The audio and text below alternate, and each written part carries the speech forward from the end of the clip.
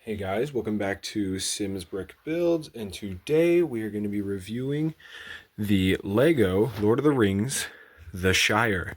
The set number is 10354 with 2,017 pieces, and it retails for an astonishing $270.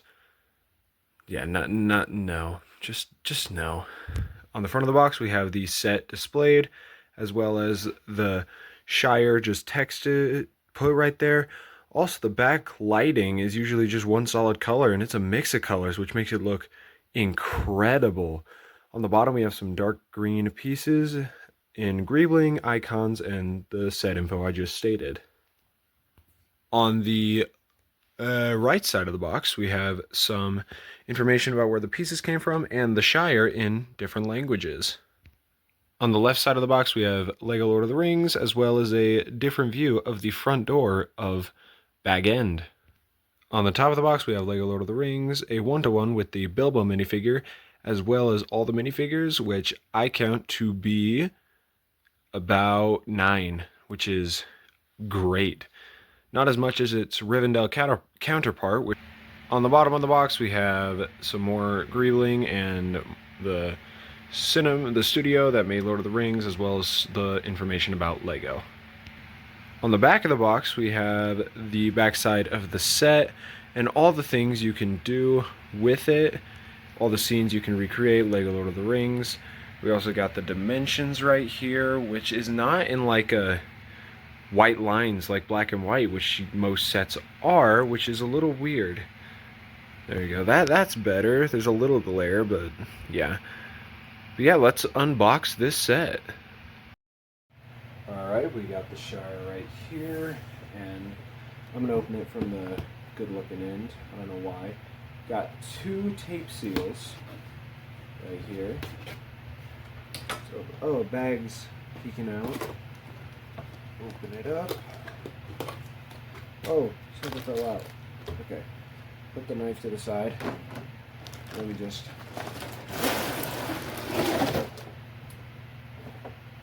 And that's it. So as you can see, this covers my entire Lego recording area, but as you can see, there are 15 numbered bags, and then the thing that fell out is the thing with like the fabrics and like the tent covers, and we got a pretty small sticker sheet. It's pretty small, but like there's stuff like the book writing, which I wish was printed like it was a couple times in Rivendell, an extra bag with our horses and extra plates, and then 3 instruction manuals. The second one got like beat up on the way here. I'm kind of annoyed about that because I actually like to keep the instruction manuals nice and spiffy. And in the first instruction manual, there's a bit of information on the Lord of the Rings, the Fellowship of the Ring, where the Shire is present and featured. I'm going to have to read this later. If you want to, you can read it now. Just shows a lot of movie scenes and them being recreated in Lego. And then we get into the building. Let's get right into the minifigures. The first minifigure we have is Frodo Baggins. He looks absolutely incredible. He's got some front torso printing, as well as the reflective golden lining on his vest, which looks really, really good. He's got the blue overalls at the bottom, which connect to his dual molded legs, which is nice to have in a set like this. Oh, hit my camera. He's got the red line at the bottom of his torso, which is a little inaccuracy. And he's got the back torso printing, and you got a smile on his face. And if you take off the curly brown hobbit hair, you can find a smiling Frodo, which looks incredible. And also, you can take these 2 pieces, which if you watch my Rivendell review, link in the description, you can connect them to the bottom of his torso to have him sit down, which makes it look incredible, but it again makes it look like he has cake. So yeah, great Shire Frodo figure. It's great. The second minifigure we have is Frodo's trusted friend, Samwise Gamgee. He is holding some scissors as he was cutting the bushes, which doesn't make sense because, I mean, it's cool that they included it to make that scene, but he was wearing a different outfit at that time than he was during Bilbo's party. This is his Bilbo's party outfit, not the one that Gandalf found him in. So, a little detail I noticed. Dual molded legs, front torso printing looks great. Same with back torso printing. Red curly hair with the hobbits. Got a little smirk and a more serious face on the back. But overall, great Samwise minifigure. Wish they would have like either included something else or I don't know. Maybe I'm asking too much. The next minifigure we have is Merry, and he absolutely looks incredible. He's got the yellow jacket, front torso printing, got dual molded legs. He's carrying an apple, got a little smirk on his face, tan curly hobbit hair, got the back torso printing, as well as a dirty face, which is where this hairpiece comes in. When him and Pippin launch the firework, you can put this on his head, and now he's got the crazy hair for when him and Pippin launched the firework, which is an incredible detail, and this is what it looks like from the back. But yeah, great Merry minifigure. And now we have Pippin, the dumbest of the bunch, some would say. He's got the green front torso printing, dual molded legs, as I think all the hobbits have. He's got the back torso printing, brown hair, and he's also got the crazy hair for when him and Merry launched the firework. So yeah, it went very fast through this one because they're all basically the same thing. But yeah, great Pippin. The next minifigure is Bilbo Baggins, the uncle of Frodo Baggins, and he's got the nice front torso printing with the red jacket and some reflectiveness on his white handkerchief in the middle, which looks absolutely incredible. Got the dual molded legs, smile on the face, dark gray hair that makes him look like Albert Einstein. He's got the one ring of power, and got the back torso printing and a smirk on the back of his face, probably because he's about to vanish into the darkness and never come back and go to Rivendell. Also, he also has the brown pieces so he can sit down, and if you really want to, you can do that for any of these hobbits except for Frodo because he has blue. But any of those hobbits and Bilbo, you can technically use these for because they're all brown. But anyway, it's one of my, I think my favorite Bilbo minifigure that I have. Next up, we have Rosie. She is the significant other of Samwise Gamgee, and she is a fantastic minifigure. It's got the front torso printing as a skirt, which looks amazing. I think this came out first in the Simpsons set. It's got some tan hair, got some back torso printing that you can see right there. Also blue dual molded legs. And he's got a smile on her face and a very happy looking face on the back of her head, which looks amazing. She's got the little gaps on the sides to signify that she is a female. But yeah, great Rosie minifigure to go well with Mr. Samwise Gamgee here, who's going to hit it off with this girl and ask for a dance. But yeah, let's get to the next one. Next up, we have Mr. Odo Proudfoot. Yes, I looked up his name, and honestly, I wish they would have done a little bit more to signify his age. All he got is just a little face weathering, and he's got gray eyebrows, which looks weird with the tan hair, but I don't know, maybe that's accurate. He's holding a nice broom as he is sweeping as Gandalf comes to town. He's got like a plaid shirt on, which looks great. Dual molded legs, back leg printing. He's got a smile on his face when he was smiling, and he's got his upset look as Gandalf is the disruptor of peace. But yeah, let's look at his wife. Here we have Mrs. Proudfoot, because apparently she's not named in the books. I tried to do the research and I couldn't find it. She's got a grumpy looking face on. She's got front torso printing a nice dress. I think also, yep, brown dual molded legs. She's holding an albino carrot. I don't know what that's about. I don't know where that came from. Let me know down in the comments. She's got the back torso printing, hole in her braid, because that's just common. Got some nice brown braids right here, and a little smile to signify that, yes, she does have joy in her life. But yeah, let's get to the final minifigure. Our final minifigure is Gandalf the Grey, my favorite minifigure and my favorite character in the entire Lord of the Rings trilogy. He is such a good character. It's just a Gandalf minifigure, more modern. It's got the front torso and leg printing, same on the back. He's got the spongy material cape. He's got his stick. He has the beard, the face printing, no back printing, hat, and he also has, move the camera again. He has this thing so he can sit down, as that is seen in Rivendell. Link in the description, review, watch it. And his hair that you can put on so he doesn't have to wear his hat. Other than those two extensions, I think this is the same minifigure that we saw in the Balrog set, which I already ranted about this last time.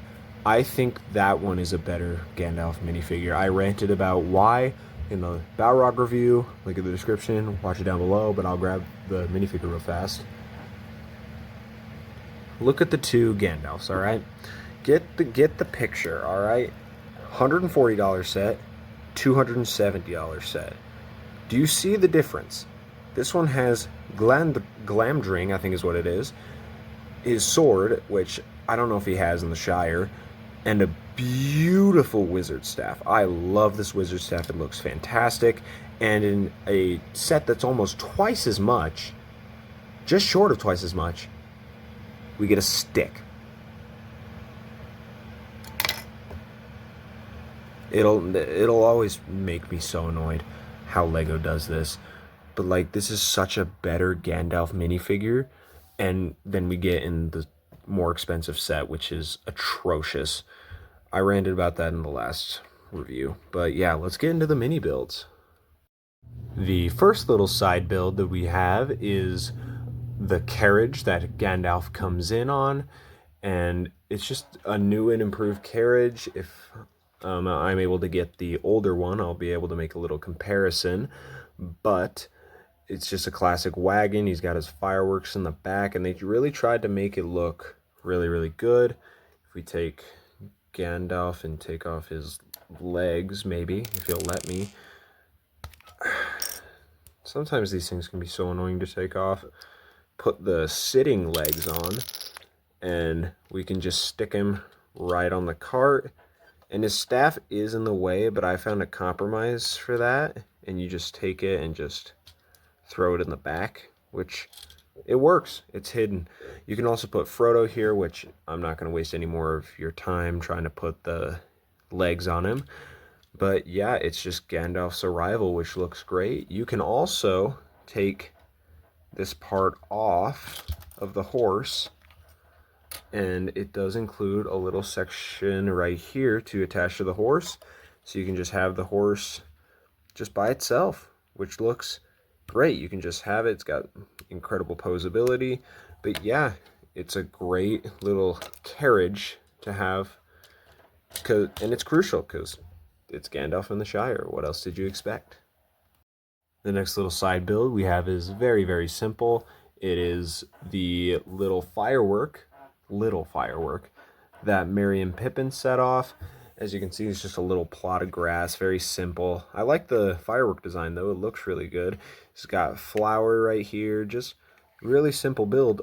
But what you can do is take this off. Don't take this off. Take the firework off and throw that to the side.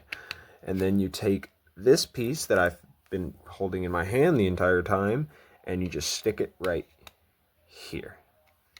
Now this signifies that the firework has indeed been launched into the sky, and now you can have Merry and Pippin in their really crazy look. I'm not going to worry about that right now. Have them in their really crazy look, and that they shot the firework, which is amazing. What I would have liked is if this set included a little dishwashing area for Merry and Pippin, but I mean, like, little plot of grass, I mean, that's fine, I guess. The next little side build we have is the table with the big cake on it. It's a very big cake, very big. It's got two metal mugs right here and a croissant. Tried so hard not to say that in French. I like the table design though. It looks really, really good. It does look like a very like woody table. And you can take the cake off perfectly fine. There's a better look at the table. It actually looks like a table you'd make out of wood planks, which I actually really, really like. I like the oldie look because it's Lord of the Rings. It's supposed to be like close to medieval times. But yeah, let's look at the final little side build. The next little side build we have is this little tent, which when it came in, it was folded a little wrong. So when I attach it, it won't stay on. So it's a little annoying. It just doesn't look as well. Underneath, you can see all the framing work that went into keeping it like this, but it's just a nice little tent. It's really sturdy. Like I'm pushing down like really hard and it's barely moving. But what you can do is take the little plot of grass that we had earlier with the firework and absolutely launch it into the air with the firework, just like they did in the movie, which is incredible. And I like it's a little fabric, so it's very flexible. It won't break on you, which is amazing. But if it bends the wrong way when it comes to you, then it'll look weird. But anyway, yeah. The final little side build we have, which really isn't a side build, it's basically a build of itself, is the tree and the stage that Bilbo takes stage on, which looks incredible. And if I look up a little bit, we'll look at that in a minute. If we get in close, you'll see this little fabric. It says Happy Birthday Bilbo Baggins, and he's got a stack of barrels right here. And what you can do is take Mr. Bilbo right here. I love the steps leading up to it, like right here. I love the steps. It looks really cool. And then look at all this landscape, the tree, got the lights right here, just dangling. But the really significant feature is the barrels. See how this can turn a little bit? You come back here, very simple on the back. You can see the entire makeup of the tree. You have this turn wheel, which you can kind of see what happens in the front. So if you flip it around and turn the wheel, it's very smooth, and if you do it fast enough, it can be really quick. So Bilbo can just vanish out of nowhere with a little party trick. And it looks really convincing. Like if you just blink, he's gone. That's a great feature that I'm actually really, really happy about. And when I first built this set, I was playing with it for hours. Just a simple but fun little feature. Anywho, if you look up the branches, you can a little closer look on the tree. Got these little like bush pieces attached to the leaves, which look amazing and honestly looks like a spruce tree. But if we look up, we got the firework that we launched earlier. Yeah, it's sick. Honestly, pretty good. It's a really good design. You can turn the wings to make it look like it's flying in. The wings are also posable, so you can make it look like it's about to fall because of its bad wings. It's got the fire on the back, and it looks incredible. It is really, really, really cool. I don't think, no, you can't take it off, sadly, which I would have liked. I would have liked to just take it off. Also, but also with the wings, there's more clips right here, so you can have the wings facing a different direction, but good posability. It's mostly for display, not functionality, except for that right there, but a great like secondhand inclusion, which is great. And now the final part of the build is the main bag end area of the Shire. We're going to review it from left to right, and then we're going to go to the inside, but just first impressions, looks fantastic. It looks great. I love natural beauty.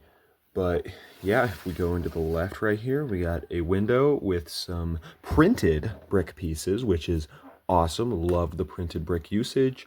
Got a chimney up here, and then what looks to be like flags or whatever. Like it either is flags or like drying off laundry. Got a bird up here, another chimney over here, and then we have a samurai hat on a lamp, which I don't know what significance that brings. Oh gosh. But yeah, and then if we scoot it over, we got two bushes right here and then a big window, which You're like, what is that for? It's so open. There could have been another bush. Well, that is where you take Samwise Gamgee, put him right here, and have Gandalf reach the window and pull him in for dropping some eaves. And if we keep going, if you look at the path at the bottom, it's just tan tiles, just making a path to the front gate. I wish they would have just completely covered this area. Instead, it just looks incomplete and looks really awkward because the path is so small. That's something I wish they would have done, make it look a lot better. On this part, we have a nice looking tree right here, more natural beauty with some leaves surrounding all these brick printed pieces. These are printed brick pieces and they look amazing. This is what Lego should do from now on. But we have some flowers right here and a fence made out of recolored boomerangs, which makes it look incredible and flows really nice. On the front porch area, we have a flower right here, a mailbox, which I wish they would have closed off because then you can just see the little black piece in there, which looks really awkward. On the right, we have some sunflowers right here and more fence, and then the no admittance unless on party business sign. That one is a sticker. I wish that one would have been printed. It would have made it so much better. You can open it about to there, which isn't super open, and I wish they would have moved it a little bit more to the right because it feels like it's kind of getting covered by the fence. But if we lift you guys up, we got a nice garden with some pumpkins and either cabbage or lettuce. I don't really know. And then we got a stone pathway. I wish they would have made it more of a stone pathway and not just looks like gray bricks on grass. But like, I mean, still looks pretty good. Got a nice bench for Gandalf and Bilbo to smoke some old Toby. Got a rose bush, I would assume.